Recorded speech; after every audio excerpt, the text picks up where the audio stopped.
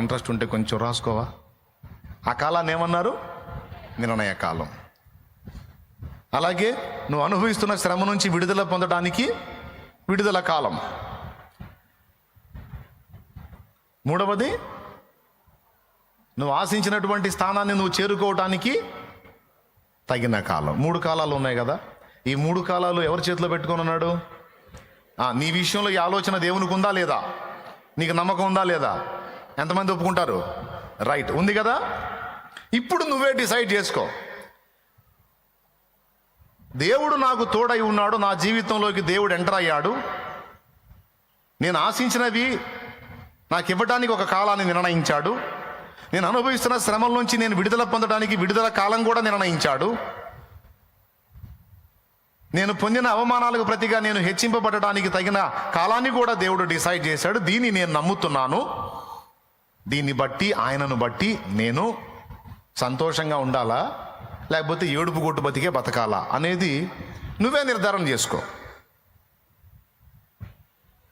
ఎటుగూడి ముందుగతి రానేవచ్చును, నీ ఆశ భంగము కానేరదు అన్నాడుగా.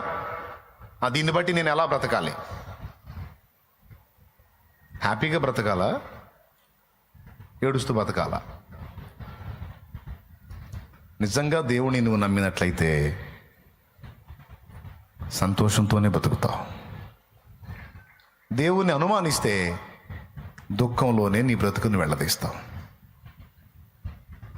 నీవు దేవుని నమ్ముతున్నావా? అట్లయితే హన్నా కూడా దైవజనుని మాట విని నాట నుండి దుఃఖముఖిగా ఉండుట మానెను అనుంది. ఈరోజు దేవుడు నీతో మాట్లాడిన ఈ మాటను బట్టి ఇక నువ్వు ఏడుపులోనే ఉండాలనుకుంటున్నావా, లేకపోతే మారబోయే నీ భవిష్యత్తు దేవుడు మార్చబోతున్నాడు, దాన్ని బట్టి నువ్వు సంతోషంగా ఉండాలనుకుంటున్నావా? నువ్వేమనుకుంటున్నావో ఓ మాట చెప్పు. ఏడవాలనుకుంటున్నావా, సంతోషంగా ఉండాలనుకుంటున్నావా? దేన్ని బట్టి? పెద్దగా ఇంకా దేవుడు నీకు నిర్ణయించినవి భవిష్యత్తులో పొందబోతున్న దాన్ని బట్టి, నువ్వు అనుభవిస్తున్న శ్రమ నుంచి నీకు దేవుడు సిద్ధపరిచిన విడుదల కాలాన్ని బట్టి, తగిన కాలం ముందు హెచ్చించడానికి దేవుడు సిద్ధపరిచిన తగిన కాలాన్ని బట్టి ఇప్పుడు సంతోషంగా ఉండాలని ఫిక్స్ అయిపోయావా? అయ్యావా? రైట్, సంతోషంగా ఇంటికి వెళ్ళిపోయినట్టయితే ఏం అడు చూస్తున్నారు? ఇంకెళ్ళిపోండి సంతోషంగా ఇంటికి. ఫిక్స్ అయ్యావుగా, ఇంక దిగులు లేదుగా, ఇంక వేదన లేదుగా, ఇంక విచారం లేదుగా, ఇంక నేను చెప్పేది కూడా ఏం లేదు.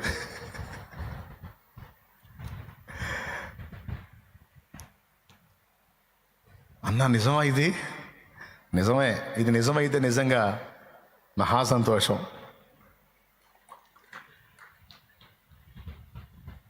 ఏది నిజం? కూటం అయిపోయింది నిజమైతే.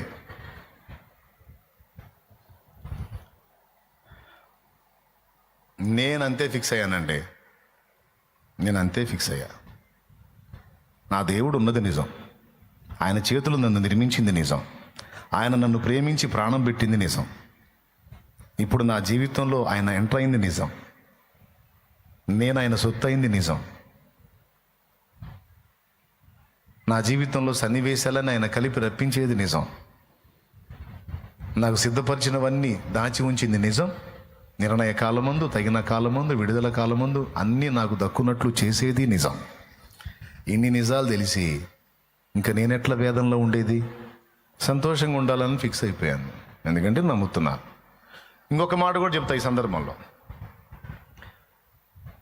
శ్రమకు నిన్ను అప్పగించాడు, ఒక శ్రమ కాలంలోకి నువ్వు ప్రవేశించావు, అవమానాలు అనుభవిస్తున్న అవమాన కాలంలోకి నువ్వు ప్రవేశించావు అంటే ఆ కాలం అనేది ఒకటి స్టార్ట్ అయిందంటే దానికి ఒక ముగింపు కూడా ఉంటుందని మర్చిపోవద్దు.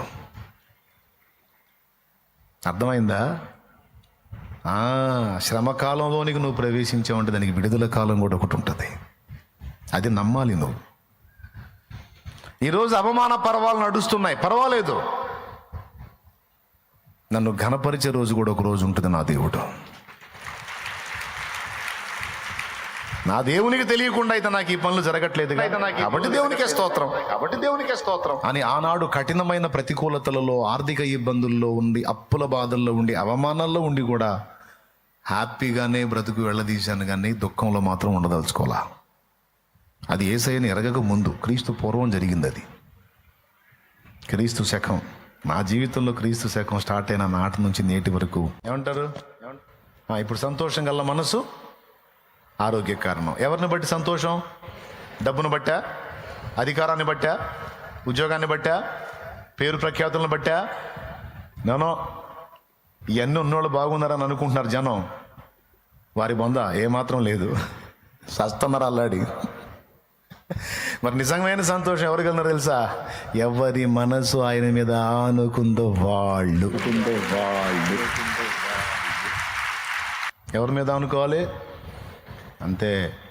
ఇంకొకటి కూడా చెప్తా ఈ సందర్భంగా. నువ్వు దేని గురించి అయితే ఎక్కువ భయపడుతున్నావో, ఎక్కువ ఆలోచిస్తున్నావో, ఎక్కువ సఫర్ అవుతున్నావో, ఎక్కువ ఇబ్బంది ఫీల్ అవుతున్నావో, నీ శత్రువు వాటిని ఎక్కువ చేస్తాడు. ఎక్కడ నువ్వు జంకావో అది నీకు ఎక్కువ అయింది. నువ్వు అక్కడ ఓటమి పాలవుతావు. దేని గురించి నువ్వు భయపడడానికి లేదు, బాధపడటానికి లేదు, ఎక్కువగా థింక్ చేయడానికి లేదు, ప్రెజర్ అవ్వటానికి లేదు, ఒత్తిడి అవ్వటానికి లేదు. ఎక్కడన్నా నువ్వు కదిలావా, దేనికాడన్నా జంకావా, భయపడ్డావా, కాస్త ఒత్తిడికి గురయ్యావా, వాడు దాని ఫోర్స్ పెంచుతాడు. నిన్ను చూసినప్పుడు సైతాను గాడికి ఏమనిపించాలంటే నడమంత్రపోడురా, నీ తీసుకొచ్చిన లెక్క చేయడు వీడు, మామూలుది కాదయ్యా, కరడుగట్టిన విశ్వాసి. సైతాను గాడు పిశాచి కదా, వాడికి మనం విశ్వాసాన్ని బట్టి మనం పిశాచుల్లో కనపడుతుంది, దయ్యానికి దయ్యాల్లో కనపడతాం మనం. నేను చెప్పేది నిజంరా తల్లి. అవి దయ్యాలు, ఆ దయ్యాలకు మనం దయ్యాల్లో కనపడతాం.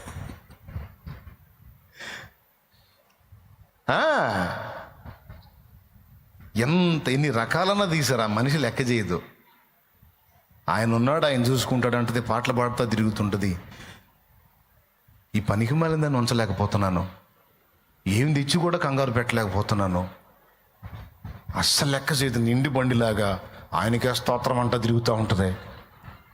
ఈ మనిషి కృంగిపోయిద్దేమో, 2 రోజులు దిగులు పడిద్దేమో, ఈ మనిషి కాస్త ఏదైనా ఏడుపు ముఖం పెట్టిద్దేమంటే అబ్బే దయ్యాలు మాట్లాడుకుంటాయి. ఎక్కడికి వెళ్తున్నావు? ఒక దయ్యం పోయి ట్రై చేసి విసిగిపోయి నిలబడిద్ది ఒక దగ్గర. ఇంకో దయ్యం వచ్చింది. ఎక్కడికి వెళ్తున్నావు? ఫలానా మనిషి ఇంటికి వెళ్తున్నాను. ఎందుకు? ఏదన్నా లొంగిద్దేమో చూద్దామని. నీ వల్ల కాదు, మామూలుది కాదు. వెళ్ళిన టైం వేస్ట్. ఇంకొకళ్ళు ఏమన్నా చూడిపో. దేవుని మీద బాగా ఆనుకొని ఉంది, దేవుని మీద బాగా ఆనుకొని ఉన్నాడు, ఆ ఫెయిత్లో బాగా బలపడి ఉన్నాడు. ఆయన ఉంచాది కాదు. ఇప్పుడు కాస్త ఏదన్నా అక్కడ ఏదన్నా బెండ్ అయితే ఆ తర్వాత చూద్దాం. నేను అదే పనిలో ఉన్నా. ఎందుకు నేను టైం వేస్ట్, నీవు టైం వేస్ట్? ఇప్పట్లయితే దొరికేటట్లు లేడు. ఎలాంటిది తీసుకొచ్చినా సరే వాళ్ళు లొంగట్లా, ఎలాంటిది తీసుకొచ్చినా సరే మనిషి లెక్క చేయట్లా. ఆయనే ఉన్నాడు, ఆయనే చూసుకుంటాడు అని బిర్రుగా ఉంటుంది. నా వల్లగా కూర్చున్నాను ఇక్కడ.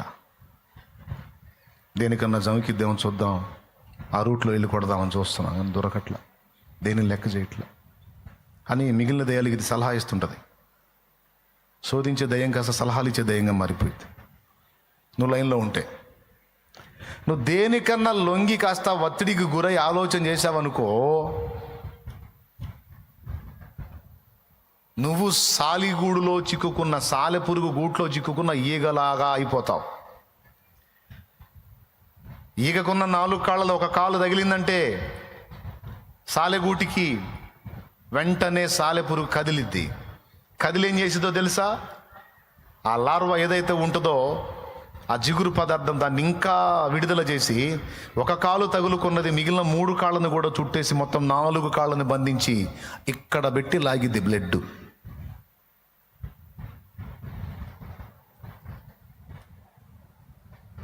తెలుసా మీకు ఆ సంగతి? సైతానుగాడు అలాగా. ఏదన్నా ఒక్కదానికి నువ్వు కదిలావా, కదిలి కలవరానికి గురయ్యావా, ఇక వాడు అయ్యే యూట్యూబ్లో ఏదన్నా ఒక వీడియో ఓపెన్ చేస్తే కింద అయ్యే వస్తుంటే చూడండి, అవునా? కనీసం 4-5 వస్తాయి, తర్వాత మారిద్ది. అట్లాగా ఏదన్నా ఒక దానికి గదిలేమంటే సైతానుగాడికి అన్నీ అయ్యే, అదే సబ్జెక్టు చూడడి చేస్తాడు నీకు. కాబట్టి ఇప్పుడు నువ్వు చెప్పు, ఏ భయమునకు బెదరక దేవుని బట్టి సంతోషముగా, ఆయనను బట్టే ధైర్యముగా నువ్వు నేను మనం ముందుకు కొనసాగాలి. మనం భయపడితే ఒక్క దగ్గరే, దేవుని దగ్గర భయపడాలి. పాపం చేయటానికి భయపడాలి, తప్పుడు బ్రతకడానికి భయపడాలి, నీచమైన జీవితం జీవించడానికి భయపడాలి, దేవునికి నచ్చని పనులు చేసే విషయంలో భయపడాలి. పెద్దోడు అర్థమవుతుందా? ఉన్నావా లైన్లో? వదిలేస్తున్నావా? అంతే తప్ప ఇక దేనికి బెదరక ధైర్యముగా దుష్టుని ఎదిరించాలి. అలాగూ నువ్వు నిలబడిన ఎడల వాడు ఓడిపోతాడు. వాడిని ఓడగొట్టాలి, వాడి పళ్ళు ఓడగొట్టాలన్నట్టు అయిపోవాలన్నమాట. ఎంతమందికి అర్థమైంది? ఎక్కడన్నా బెండ్ అయితే అయిందే. ఒక కాలు చిక్కుకున్న ఈగకి మిగిలిన 3 కాళ్ళు కూడా పురుగు చుట్టేస్తుంది. కావాలంటే ఇంటికి పోయి ఏ మూలల్లో ఉన్న బూజు పురుగులు ఉంటాయి పోయి చూడండి. అవసరమైతే ఒక ఈగను బట్టి వేయండి, అదేం చేసిద్దో చూడండి. అది ఆ పురుగు, అది కప్పేస్తాను చూడు. చుడతను చూసారా కాళ్ళతో? అదిగో అదిగో అదిగో ప్యాక్ చేస్తాను చూడండి దాన్ని. పురుగే కదా అనుకుంటున్నావు నువ్వు, నిన్ను కూడా అంతే చూడుతున్నాడు సైతాన్ గాడు. ప్యాక్ చేస్తున్నాడు నిన్ను, బైండ్ చేస్తున్నాడు నిన్ను ఏదో ఒక పాయింట్లో. అందుకే దేవుని వాక్యం చెప్తుంది, భయపడకుడి, భయపడకుడి, భయపడకుడి, భయపడకుడి, భయపడకుడి. నేనున్నాను కదా. అవునయ్యా, నువ్వు ఉన్నావు. నీ అడుగు ఇరుకున పడనీయను, పడినా నేను తప్పిస్తా. కాబట్టి నన్ను బట్టి ధైర్యంగా ముందుకు సాగు. నీ రథ అశ్వముగా నీ త్యాగబంధం. ఆయన నాకు తోడై ఉన్నాడు, ఆయన నాకు తోడై ఉన్నాడు, నేను భయపడను. ఇది విశ్వాసి లక్షణం. ఇప్పుడు ఈ హృదయం కలిగిన వాళ్ళకి సంతోషం ఉంటుందా, ఏడుపు ఉంటుందా? ఒకవేళ కళ్ళల్లో కన్నీళ్ళు వచ్చినా దేన్ని బట్టి వస్తే ఆనందాన్ని బట్టి వచ్చి ఆనంద బాష్పాలే తప్ప దుఃఖం ఉండదు. వేటగా నివుది నుండి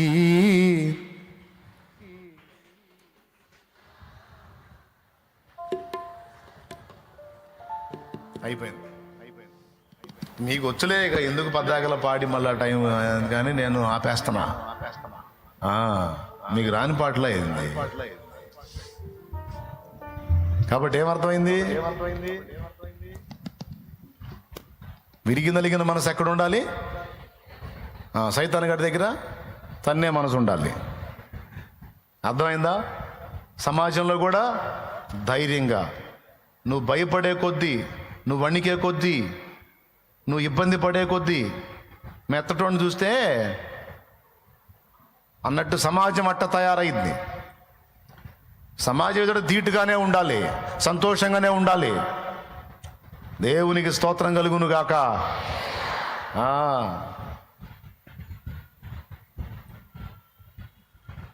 లేకపోతే సమాజం ఆడుకుంటుంది నిన్ను, సైతాను ఆడుకుంటాడు నిన్ను. నువ్వు లొంగావంటే వాళ్ళు అన్న మాట, కొంతమంది నన్ను అంటున్నారు అని వచ్చి సోది చెబుతూ ఉంటారు నాకు. నేను అంటాను, ఇంకా అంటారు, పోనీ బతుకంత అంటానే ఉంటారు. అదేందన్నయ్య, మరి ఒకసారి అన్నప్పుడు దొరికావుగా, బెండ్ అయ్యావుగా, దిగులు స్టార్ట్ అయిందిగా, నీ ముఖం మాడిపోయిందిగా, దొరికావు నువ్వు ఆ పాయింట్లో. ఇంకా అంటారు, ఇంకా అంటారు, ఇంకా అంటారు, శోధిస్తారు. నువ్వేం చేయాలన్నప్పుడు?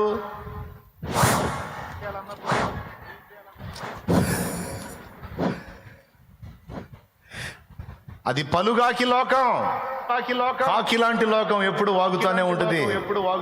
లెక్క చేసావు అవుట్, లెక్క చేసావు అవుట్. పలుగాకి లోకం నిందించిన ఏకాకి వై నీవు రోదించిన అవమాన పర్వాలు ముగిసేనులే, ఆనంద గీతాలు పాడేవులే. నవ్వినోళ్ళంత నీ ముందు తలను వంచిరు ఇక ముందు, నవ్వినోళ్ళంత నీ ముందు తలను వంచిరు ఇక ముందు. నీ పరిస్థితిని బట్టి అవతల వాడు నవ్వితే వాడిని చూసి నువ్వు నవ్వు. నేనేం చెప్పాను ఇప్పుడు? నాకు చెప్పు. నీ పరిస్థితిని చూసి అవతల వాళ్ళు నవ్వితే వాళ్ళని చూసి నువ్వు కూడా నవ్వు. నీ హీన స్థితిని బట్టి నువ్వు పొందిన అవమానాలను బట్టి వాడు నవ్వితే నీ నవ్వులన్నీ సిగ్గుతో తల దించుకునే రోజు ఒకరోజు వచ్చిద్దిరా అని వాడి వైపు చూసి నువ్వు గంభీరంగా నవ్వు. అప్పుడు వాడికి ఏం అర్థం కాక వెర్రి ముఖం వేసుకొని చూస్తాడు నీకెళ్ళి. వాడి హీహి అనే కొద్ది నువ్వు అన్నావు అనుకో, వాడు ఇంకాస్త పగలబడి నవ్వుతాడు. వాడి హీహి అని అనుకును అనుకుంటాడు మెంటల్ ఎక్కిందని. మెంటల్ కాదు, వాడికి ఎక్కింది భవిష్యత్తులో మెంటలో. అట్లా చేస్తాడు యేసయ్య. నాకు విశ్వాసం ఉందండి, అందుకే నా లైఫ్ని హ్యాపీగానే దొర్లించాలనుకున్నా. నేనే అవిశ్వాసన అయింది ఏడుపులో బతకడానికి, నేనే అవిశ్వాసన అయింది నిన్నల్లో బతకడానికి. నాకు ఈరోజు ఉంది, రేపు ఉంది. నాకు నా యేసయ్య ఉన్నాడు. నేనెందుకు బతుకుతా ఏడుపులో? సరే అంటే అనని అవమానాలు అంటున్నారా, దూషిస్తున్నారా, అప్పుల సమస్యలు ఉన్నాయా, ఆర్థిక ఇబ్బందులు ఉన్నాయా? ఉన్నాయి. వాటన్నిటిని మార్చే బలమైన దేవుడు నాకున్నాడు. ఆత్మీయతలో పడతా లెగుస్తా ఉన్నానా, జారి పడతా లెగుస్తా ఉన్నానా? ఓకే, నడవని. ఒక రోజు వస్తుంది నేను కూడా స్థిరంగా నిలబడి ముందుకు సాగే రోజు. ఈరోజు ఒకళ్ళ చేత కౌన్సిలింగ్ నేను పొందుతున్నాను, భవిష్యత్తులో నేను బలపడి ఇతరులకు కౌన్సిలింగ్ చేసే పొజిషన్కి నా దేవుడు నన్ను తెస్తాడు. నాకు విశ్వాసం ఉంది కాబట్టి నాకు భయం లేదు, దుఃఖం లేదు. నేను ఇలా బతకాలని ఫిక్స్ అయిపోయా. మరి మీరు ఎట్లా బతకాలనుకుంటున్నారు? ఒక మొక్క చెబితే అబ్బాయి ఎట్ట బతకాలనుకుంటున్నారు? నాలాగేనా? అంతే ఫిక్స్ అయ్యారా? నిజమేనా? డౌట్ లేదుగా? వెళ్ళి అడుగుదాం, మీరు ఎట్లా బ్రతకాలనుకుంటున్నారు?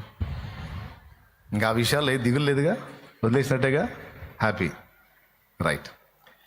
ఇది మనకు ఆరోగ్యం, ఇది మన ముఖాలకు తేట, ఇది మనకు సమృద్ధి విందు. అంతేనా? ఇంకా చాలా లాభాలు ఉన్నాయి సంతోష హృదయునికి. అందుకే తెస్సలోనికలకు రాసినటువంటి మొదటి పత్రిక 5వ అధ్యాయము 15-16 వచనాల్లో ఏమన్నాడు చూడు. ఎల్లప్పుడూ సంతోషముగా ఉండుడి, ఎడతెగక ప్రార్థన చేయుడి. అది సమస్యలు ఏమన్నా ఉంటే అన్నీ దేవుడికి చెప్పు, ఎనీ టైం హ్యాపీగా ఉండు. నేను చెప్పానా? అందులో ఉందా? అది సంతోషంగా మళ్ళీ సినిమాలు పోయి సంతోషంగా ఉండమన్నాడు చాలేమన్నా. నేను రోజుకు ఓ సినిమా చూస్తానని పోయావు. సంతోషంగా ఉండమన్నాడు చాలేమన్నా, ఇంకా ఫుల్ తాగుతాను పోయావు. అయ్యో, ఆ సంతోషాలు నాశనం చేసే సంతోషాలు అవి కాదు. దేవునిలో ఆనందించు, దేవునిలో సంతోషించు, ప్రభువునందు ఆనందించుడి, మరలా చెప్పుదును. ఏమేమి లాభాలు ఉన్నాయి సంతోషంగా ఉంటే? హెల్తీ, ఆరోగ్యం. సంతోషంగా ఉన్నోడికి ముఖం తేటగా ఉంటుంది. నువ్వు ఏ సబ్బు పెట్టి రుద్దకపోయినా, ఏ పౌడర్ వేయకపోయినా, ఏ క్రీములు రాసి మేకప్లు వేయకపోయినా ముఖం తేటగా ఉంటుంది. 3వది నిత్యము విందు కలుగును. 4వది మన సంతోషము ఇతరులకు మేలు. మన సంతోషం ఇతరులకు రక్షణ కారణం అవుతుంది. తెలుసా మీకు ఆ సంగతి?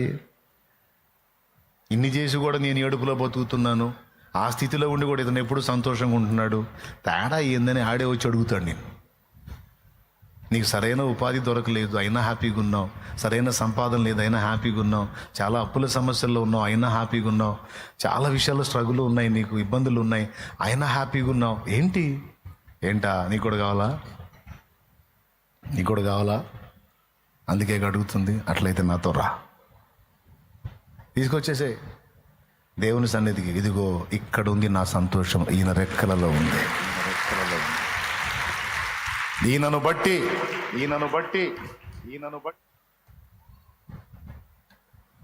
అప్పుడు వాళ్ళకు కూడా ఆలోచన కలిగిద్ది. యేసు ప్రభువును బట్టి నీ సంతోషమా, ఆయన గురించి నాకు చెప్పు అని అతనే అడుగుతాడు. అదే నువ్వు వికారం మొహం వేసుకొని తట్టడేడుపు మొహం నిండా పెట్టుకొని ఏమంట దేబురోం అనుకుంటా తిరిగితే ఊసురోమనుకుండా తిరిగితే నువ్వు సువార్త ఆ టైపులో చెప్పిన ఎవడు నమ్మడం. నీకు నీ యేసుప్రభుకు ఓ దండం తల్లి, నువ్వు కాస్త సంతోషంగా ఉండమ్మా. అసలు నీకు ఒకటి చెప్పనా, నువ్వు నమ్ముకున్న యేసుప్రభు గొప్ప దేవుడు, మరి నువ్వు అట్ట ఎందుకుంటున్నావు నాకు తెలియదు అన్యుడు నీకు చెబుతాడు. ఎంత దారుణం. చివరికి ఆడికి చెప్పడానికి పోయి మన ఏడుపు మొహం చూసి ఆడే మనకి చెప్పే పరిస్థితి. ఏమని వాళ్ళ దేవుడి గురించి కూడా చెప్పడాడు. నువ్వు నమ్ముకున్న యేసుప్రభు గొప్పోడు, నువ్వు సంతోషంగా ఉండి ఎందుకు అట్లా ఉంటున్నావు అంటాడు వాడు. అబద్ధాలు ఆడుకుని చెప్పండి, అనిపించుకున్నారా లేదా? అన్యుల చేత అనిపించుకున్నారా లేదా? మరి సిగ్గుండొద్దు మనకి. ఆడు ఏడుతుంటే నువ్వు పోయి ఓదార్చాల్సింది. నీ దేవుడి గురించి చెప్పి పాపం అన్యుడు సైతం నీ దేవుడి గురించి నీకు చెప్పి ఆడి నేను ఓదార్చాల్సిన గతి పట్టింది నీకు. తమరి విశ్వాసం అట్టా ఏడిసింది అన్నమాట. కాబట్టి దయచేసి ఈరోజు దానికి ముగింపు పలకండి. మరలా చెప్పుతున్న ప్రభునందు అది నంబర్ 1, మనము దేవుని బట్టి సంతోషించుట వలన మనకి చాలా ప్రయోజనాలు ఉన్నాయి. పాయింట్ నంబర్ 1, మనము దేవుని బట్టి సంతోషపడుట వలన మనకి చాలా ప్రయోజనాలు ఉన్నాయి. మనకి ఆరోగ్యం ఉంది, ముఖమునకు తేట, సమృద్ధి ఉంది, ఇతరులకు రక్షణ ఉంది, దేవునికి మహిమ ఉంది, చాలా ఉన్నాయి.